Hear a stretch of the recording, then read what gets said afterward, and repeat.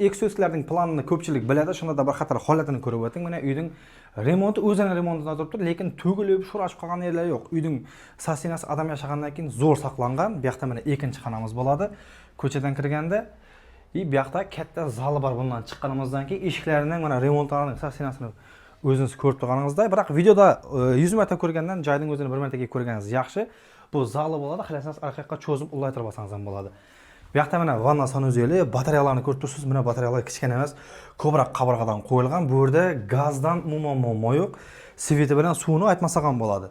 Bu yoqda mana aristollarni ham toza ariston qo'ygan ekan. Hech usta chaqirib aristonni o'zgartirib rasxod qilib ham yurmaysiz. Tayyor mana kuxnya mebelingiz, gaz plitangiz qoladi tayyor. Endi esa orqaga ko'rsatamiz.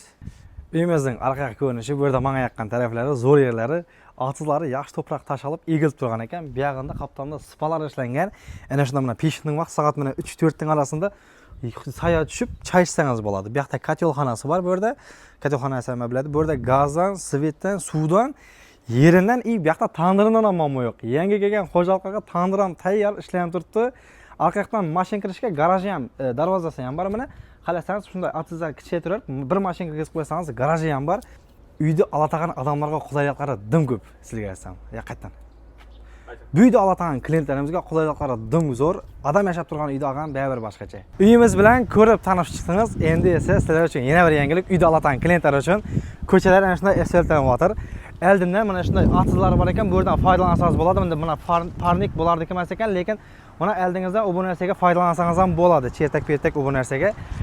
Ondan tashqari ko'changiz asfalt, uyning bahasi zo'r, chiroyli bahada qo'yilyapti.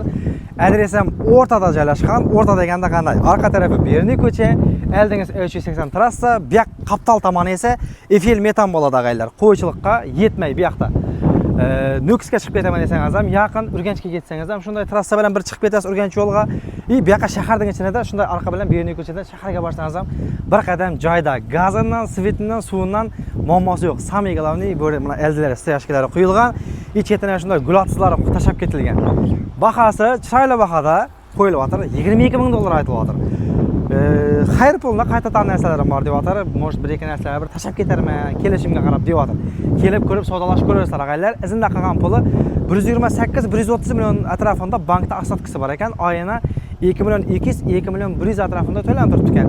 Kelib ko'rib grafiklarni tekshirib bemalol xalasangiz naqd pulga sotib olsangiz bo'ladi. 22 ming dollar plus bankdagi asnatkisi. Bedeti 128-130 million. Ana shuni o'xshi yopib tashab atingizga oformit etib olsangiz ham bo'ladi. Yaq men 1-2 yildan keyin olman desangiz, shungacha davom etib ketish sharti bilan olsangiz ham bo'ladi. Variantlari bor. Bemalol kelib ko'raverasizlar. Sizlar bilan men Ixtiyor Minchalovich.